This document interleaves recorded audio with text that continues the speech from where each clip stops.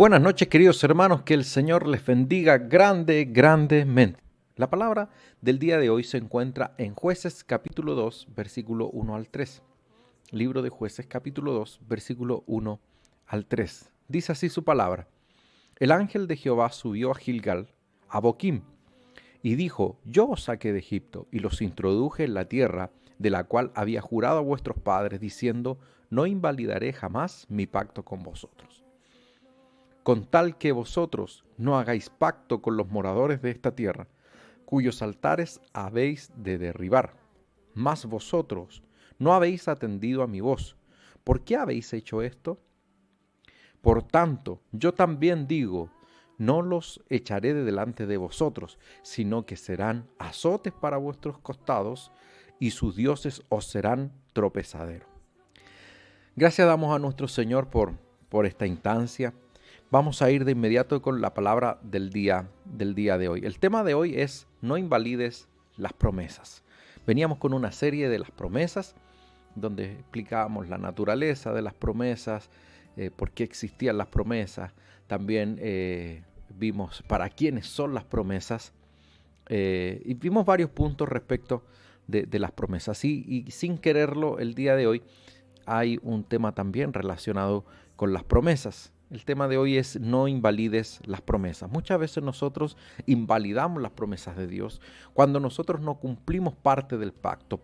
Aquí estoy tomando como sinónimo de pactos, estoy tomando las promesas. El versículo 1 va a mencionarnos de que el ángel de Jehová siempre habla en primera persona. Eso hay que notarlo. Dice, el ángel de Jehová subió a Gilgal, a Boquim, y dijo, yo os saqué de Egipto y os introduje de la tierra de la cual había jurado a vuestros padres, diciendo, no invalidaré jamás mi pacto con vosotros.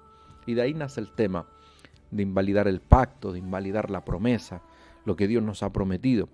Ahora, el tema de hoy va a abordar cómo nosotros muchas veces invalidamos las promesas de Dios, cómo nosotros muchas veces le ponemos trabas a aquello que Dios nos ha prometido, que aquello que Dios quiere hacer en nosotros. Somos muchas veces nosotros los que con nuestras malas decisiones alejamos las promesas de nosotros. Somos muchas veces nosotros mismos los que ponemos piedra de tropiezo al propósito del Señor, a su voluntad y con ello a sus promesas para que puedan realizarse en nuestra vida, con nuestras malas decisiones, con nuestros pecados, con nuestro mal accionar, etc. Entonces vamos a ver aquí el día de hoy un par de puntos que nos muestra este pasaje a través del cual nosotros muchas veces invalidamos las promesas de Dios. Vamos con el versículo 2. El versículo 2, ahí vamos a encontrar la primera razón por la cual nosotros invalidamos la promesa de Dios. Dice, con tal que vosotros no hagáis pacto con los moradores de esta tierra, cuyos altares habéis de derribar, mas vosotros no habéis atendido a mi voz. ¿Por qué habéis hecho esto? El pueblo de Israel tenía indicaciones específicas al momento de entrar a la tierra prometida. Y una de esas indicaciones específicas era que no debían hacer pacto con los conquistados, con los cananeos. ¿Por qué?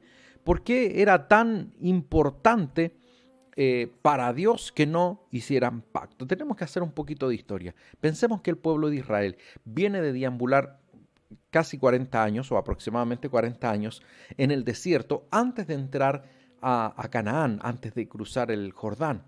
Y una vez que el pueblo de Israel, ya dirigido por Josué, recordemos que Moisés muere en este intertanto, dirigidos por Josué, entran a la tierra prometida, entran a Canaán y se encuentran con los primeros pueblos en los cuales comienzan a hacer guerra para poder tomar posesión de ellos. ¡Qué mal, qué mal!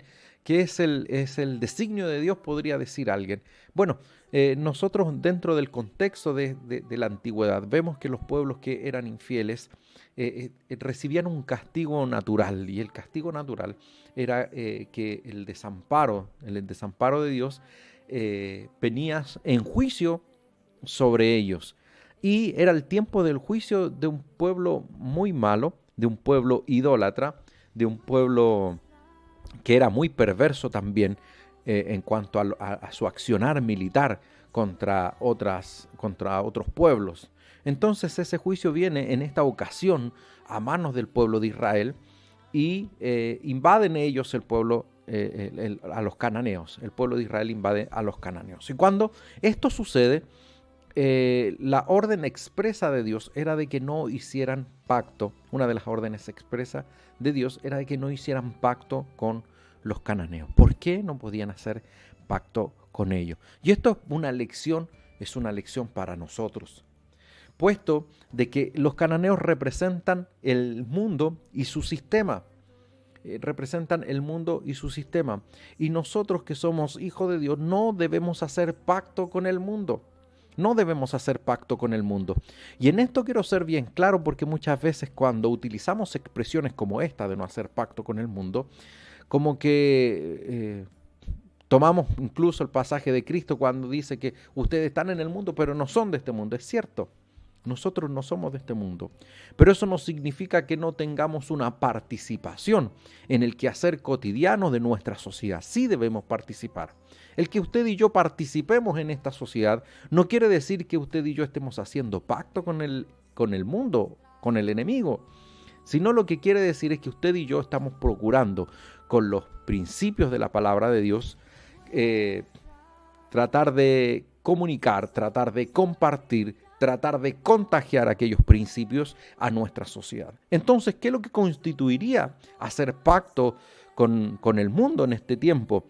Constituiría traicionar nuestros principios. Eso sería hacer pacto con el mundo. Cuando nosotros vendemos nuestros principios, cuando nosotros nos olvidamos de nuestros principios con tal de ser aceptados, con tal de ser reconocidos, con tal de tener un lugar de preeminencia, de preponderancia en nuestra sociedad. Y eso es lo que usted y yo no debemos hacer. Cuando usted y yo traicionamos nuestros principios para poder obtener un lugar, una posición, un reconocimiento dentro de esta sociedad, es entonces cuando usted y yo invalidamos las promesas de Dios. Cuando usted y yo traicionamos los principios que Dios ha establecido en la palabra para poder congraciarnos, para poder caerle simpático a nuestra sociedad, a nuestro entorno, es cuando usted y yo invalidamos las promesas de Dios. Debemos cuidar nuestras acciones, debemos cuidar nuestros pasos. A lo mejor usted está pensando en quizás a aquellas personas que han traicionado sus principios, han traicionado la fe con tal de alcanzar algún lugar de poder. Pero muchas veces nosotros por mucho menos traicionamos nuestros principios simplemente por ser aceptados, por ser integrados en nuestra familia, en nuestro círculo laboral. ¿Cuántos de nosotros muchas veces vendemos nuestros principios con tal de ser aceptados en esos grupos? Me recuerdo que cuando iba al liceo, un liceo de hombres, el liceo A129, Miguel Elwin Gajardo, San Bernardo. O sea, yo tengo buena memoria, me acuerdo los detalles. Y era un colegio, por las carreras técnicas que tenía, éramos puros hombres. Habían un par de muchachas en mecánica, me recuerdo, pero eran como la excepción. Por ese entonces, a lo mejor ahora hay más mujeres en ese liceo, lo desconozco. Pero en ese tiempo casi que no había mujeres. Entonces cuando hay mujeres en los cursos, sobre todo un poquito más grandecito, como que se nivela un poquito el comportamiento. Como que de repente a los muchachos les da un poquito de vergüenza portarse mal, tratan de mostrar una apariencia, etcétera, etcétera. Aquí habían puros hombres. Era un tremendo desastre el comportamiento que teníamos. Debo decir, puesto que en algún momento también me mandé mis embarradas. Oiga, pastor, pero ¿cómo dice eso? ¿Dónde queda el testimonio? Sí, por supuesto que me mandé mis embarradas. ¿Les cuento una? Entonces solamente para ponernos entusiastas. Me acuerdo que nosotros ya vivíamos en Maipú y lo hice por una necesidad. La verdad fue una mala decisión, pero lo hice por una necesidad. Vivíamos en Maipú, entonces de Maipú a San Bernardo era bien lejos, me demoraba muchísimo en esos traslados. Como era ya muy habitual, llegué tarde en una clase y había un profesor, el profesor de dibujo técnico, que después de cierta hora, después de ciertos minutos de atraso, no nos dejaba entrar a la clase. Y en la clase de ese profesor, como era dibujo y proyecto, dibujo técnico, teníamos que trabajar en clase. Y si no trabajábamos en clase, quedábamos totalmente perdidos para la siguiente clase. Así que yo iba pero súper preocupado, súper tarde, cuarto medio. Ese fue el ramo que me tuvo ahí complicado y yo no quería llegar tarde y ya estaba al filo de los minutos. Y cuando llegábamos tarde al liceo, los inspectores nos hacían hacer como un aseo, como recoger hojas, papeles, como un pequeño castigo antes de entrar a la clase. Y yo saqué mis cálculos y dije, si yo me pongo a hacer ese aseíto que me hacen hacer antes, no voy a llegar a esa clase, no voy a poder entrar. Así que no encontré mejor con un compañero que pasarme por la pandereta. Y cuando voy bajando, siento algo, a que alguien me toca en la espalda. Yo creí que era mi otro compañero y decía, espérate, déjame acomodarme la mochila. Estaba como recién bajándola. Y me doy vuelta y estaba el señor inspector ahí esperándome. Eso se lo doy solamente como una píldora para que usted diga, no, el pastor sí tenía sus historias. Esa es una. En algún momento, cuando ya se pueda, me invita a comer algo y ahí le cuento un par de historias más.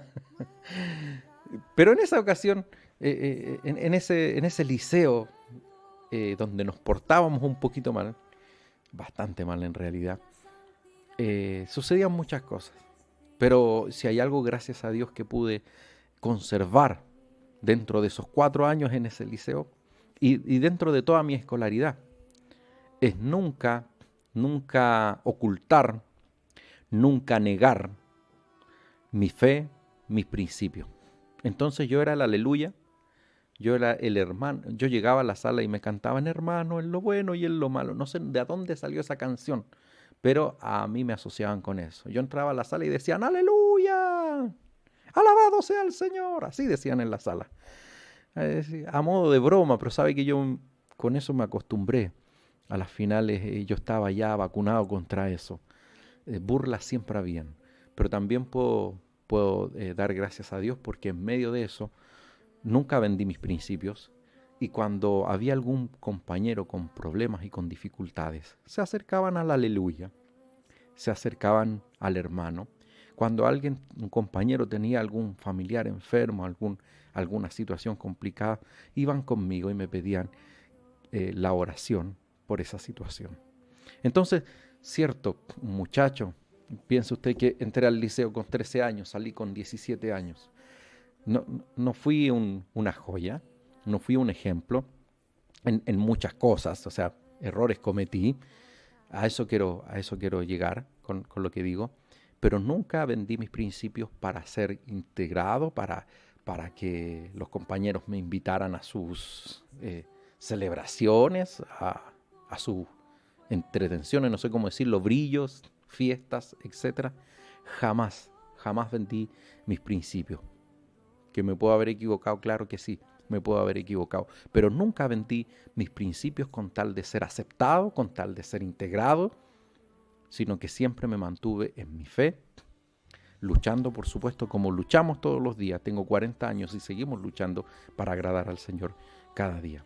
Esto lo pongo como ejemplo porque a veces pensamos de que vender los principios se refiere a algo grande, a tomar una posición de poder, pero a veces por tan poco nosotros vendemos nuestros principios. A veces tú, joven, señorita, con tal de caerle simpático o simpática a aquella persona que te agrada, que te gusta, a veces vendemos nuestros principios, a veces negamos lo que somos, lo que hemos creído, negamos nuestra fe. Que el Señor nos libre, de poder vender nuestros principios, traicionar nuestros principios por ser aceptados en nuestro círculo familiar, en nuestro círculo laboral. Es que el jefe es ateo, el jefe le cargan los evangélicos. No voy a decir que no soy evangélico para que me asciendan, para que me tomen en consideración. No hagas eso. No hagas eso, estarías luchando con tus propias fuerzas. Y cuando está la promesa de Dios, es Él el que lucha por ti. A veces nosotros queremos pelear con nuestras propias fuerzas. A veces somos nosotros que queremos alcanzar esos lugares.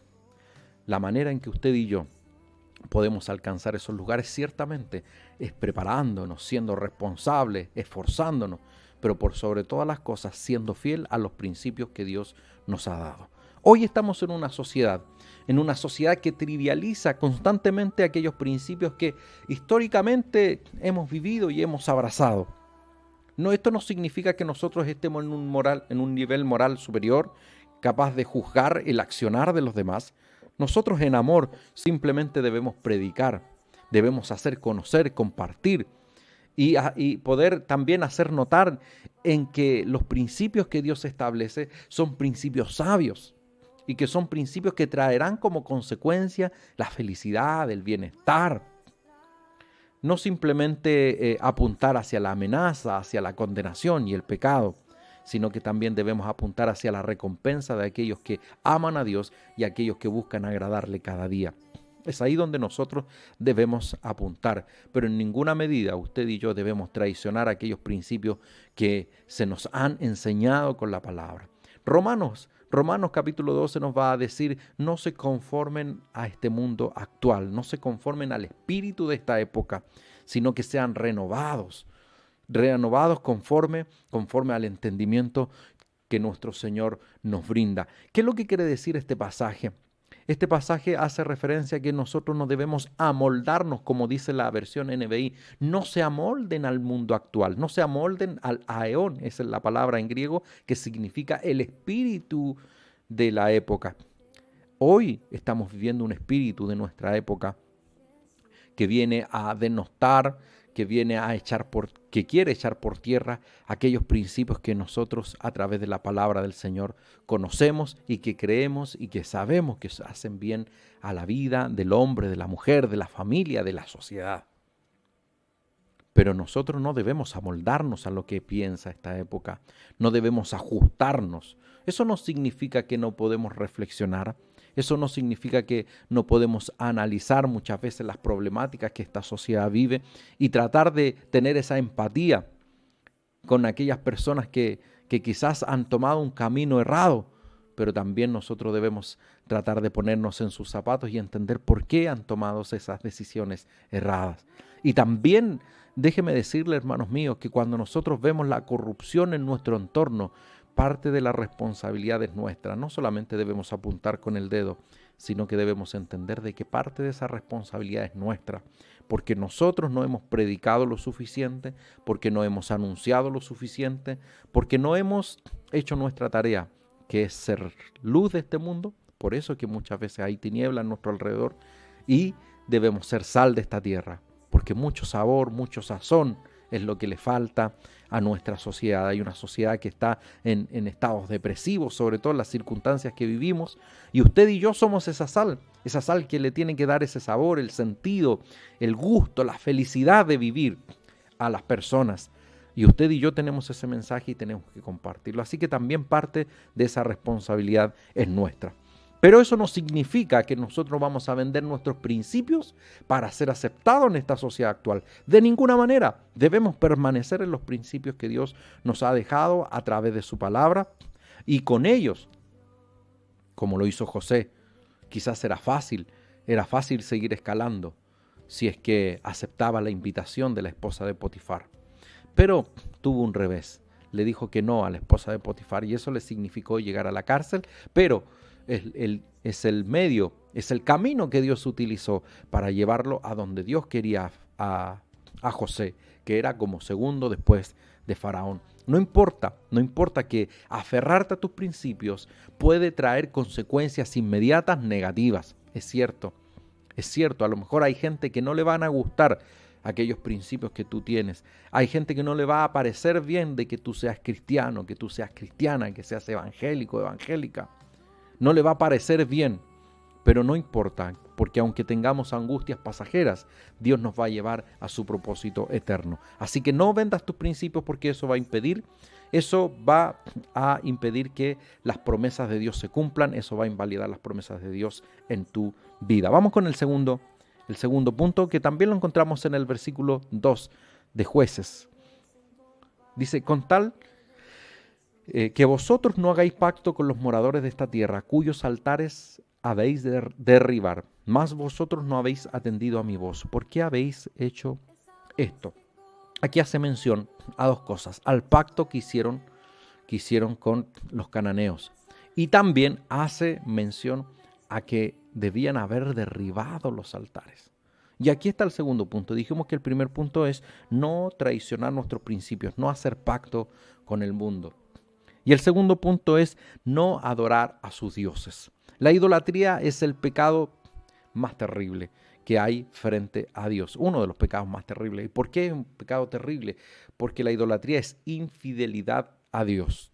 Es infidelidad a Dios. Cuando nosotros somos idólatras, estamos adorando a dioses ajenos, estamos desplazando, estamos siendo infieles con aquel Dios que nos ha salvado, que nos ha amado, que nos ha bendecido. Y quizás esto era una práctica común en esta época, en el mundo pagano, en el mundo antiguo, donde se tenían muchos dioses y donde tristemente el pueblo de Israel también desembocó por causa de su rebeldía, por causa de la dureza de su corazón, porque ellos constantemente en este libro de Jueces van a entrar en un círculo constante de pecado, y ese pecado tenía un solo nombre.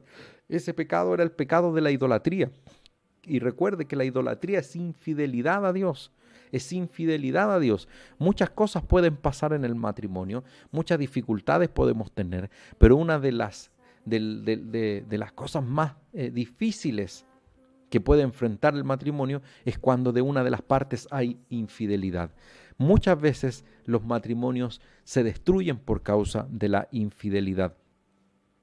Y en Dios muchas veces puede pasar lo mismo. Si usted y yo no somos capaces de identificar esa infidelidad a Dios y reconocer y pedir perdón a Dios frente a esa infidelidad, muchas veces eso nos puede llevar a tener una ruptura permanente con nuestro Señor.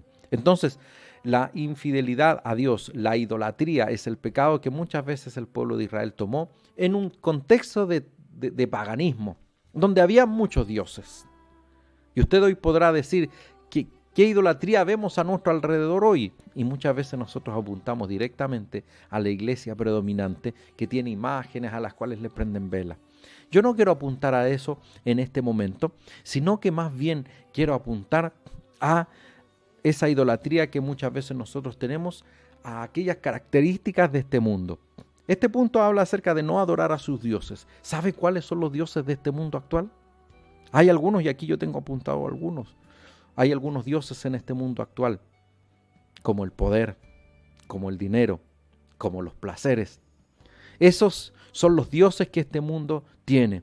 Y muchas veces nosotros como creyentes, sin darnos cuenta, caemos en los lazos de estos dioses. El poder. Y hay hermanos nuestros, y hay hijos de Dios, y hay líderes cristianos que muchas veces por causa del poder se corrompen. Una vez un profesor nos dijo, hay dos cosas que corrompen al hombre, el poder y el dinero. Y tenía mucha razón, porque muchas veces nosotros por el poder estamos dispuestos a traicionar nuestros principios y estamos dispuestos a rendirle pleitesía al poder. Usted y yo debemos procurar no buscar con tantas ansias el poder. Cuando usted y yo, como hijo del Señor, y con esto no estoy diciendo que nosotros no podamos llegar a lugares de preeminencia, pero cuando usted y yo, como hijos del Señor, llegamos a esos lugares de preeminencia, no miramos a nosotros mismos y decimos, aquí estoy, gracias a mis méritos, gracias a mis capacidades, porque yo soy el más capaz. Sino que cuando nosotros, como hijos del Señor, llegamos a esos lugares de preeminencia, nosotros le damos la gloria a quien le corresponde. Al Dios que ha cumplido esas promesas, al Dios que nos ha puesto en esos lugares de privilegio. Entonces, cuando llegamos a esos lugares de privilegio, ¿qué hacemos? Le damos la gloria a Dios. Le damos la gloria a Dios. Entonces, eso va a permitir que usted y yo estemos libres de poder caer rendidos a los pies de este Dios tan poderoso en medio de estos tiempos, que es el poder. ¿Qué pasa por su mente? A veces nosotros ansiamos el poder, y el poder a todo nivel. A veces ansiamos el llegar a ser el supervisor de nuestro trabajo, estar a cargo de otras personas, y ahí me voy a desquitar de ese compañero odioso que tengo. No es esa la manera, no es esa la actitud. No debemos poner la mirada en esos lugares de privilegio, por decirlo de alguna manera, sino que debemos poner la mirada en que Dios es quien pone y quien saca autoridades.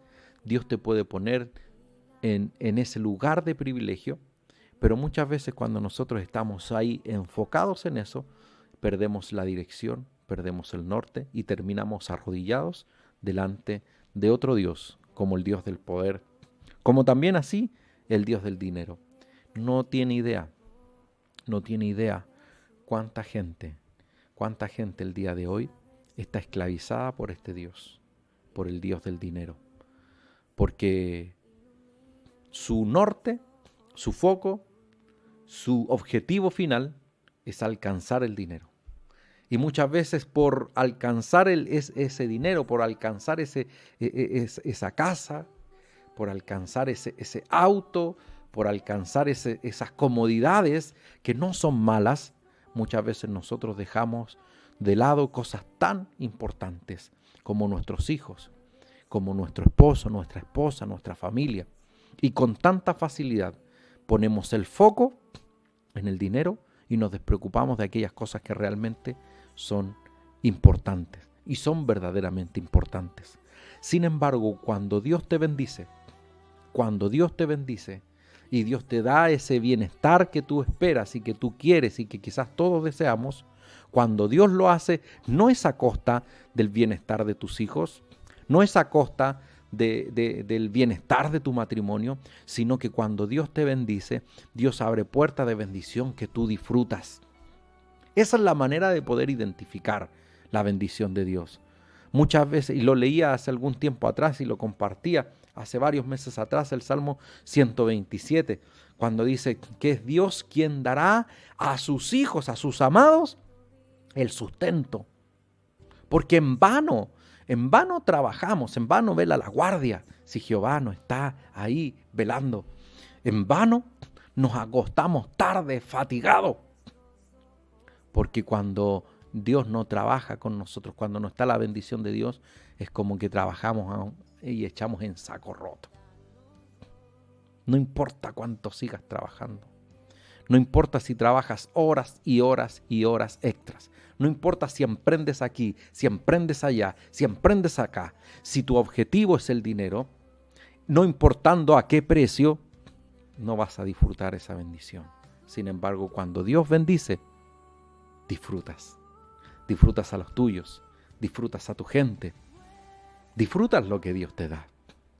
No sirvas al dinero. Hay muchos creyentes que hoy sirven al dinero.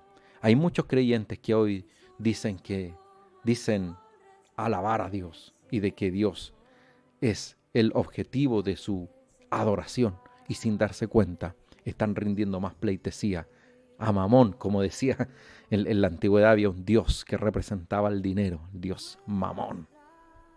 Y ese es el que muchas veces secuestra tu vida, secuestra tu familia. Y aunque estás obteniendo los recursos, no disfrutas a tu familia, no disfrutas tu matrimonio, no disfrutas la bendición. Y así como trabajas y te esfuerzas y te cansas y te fatigas, la enfermedad te quita el dinero, la deuda te quita el dinero, la multa te quita el dinero, el impasse, el incidente, etc. Porque cuando tú rindes pleitesía a otro Dios, a otro Señor, que no sea Dios, la promesa no va a llegar. La promesa tardará. Y Dios nos da y nos da en bendición. Pero cuando el enemigo, cuando estos ídolos, el poder, el dinero, te da, te cobra. Y te cobra feo. Sin embargo, cuando Dios bendice, esa bendición se disfruta, esa bendición es placentera. Así que la invitación de esta palabra del día de hoy, con el tema que enunciábamos, no invalides las promesas. ¿Cómo invalidamos las promesas? Cuando usted y yo traicionamos nuestros principios y cuando usted y yo adoramos a otros dioses. Y no piense en figuras, no piense en imágenes, sino que piense en el poder, que piense en el dinero, que piense en la vanidad. Esas son las cosas que muchas veces toman el lugar de Dios en nuestra vida y que nos secuestran de nuestra familia. No te dejes engañar por el enemigo. El enemigo es sutil. El enemigo, como dice el apóstol, es más peligroso cuando aparece como ángel de luz. Y el enemigo no se te ha aparecido a tu vida con una cola como de tridente, no se ha aparecido como una figura de Satanás, sino que se aparece sutilmente y sutilmente te secuestra y sutilmente te saca de tu familia, de tu entorno y sutilmente te enfoca solo en el dinero, solo en la posición, solo en el poder, solo en los objetivos y te olvidas de disfrutar aquella bendición más importante que Dios te ha dado, que son tus hijos, tu familia. Cuando nosotros permanecemos fieles a Dios y no invalidamos las promesas, en su tiempo Dios nos bendice y esa bendición se disfruta. Espero que esta palabra haya sido de bendición para su vida y que podamos reflexionar en ella, que podamos analizar nuestra conducta. ¿Qué estamos haciendo? ¿Lo estamos haciendo bien? Dios es nuestro Señor, eso es lo que decimos, pero eso se demuestra en nuestras acciones, porque cuando Dios es el Dios verdadero al cual adoramos, servimos por sobre todas las cosas, sin invalidar nuestros principios, entonces, tarde que temprano llegará la bendición, una bendición que sí vamos a disfrutar.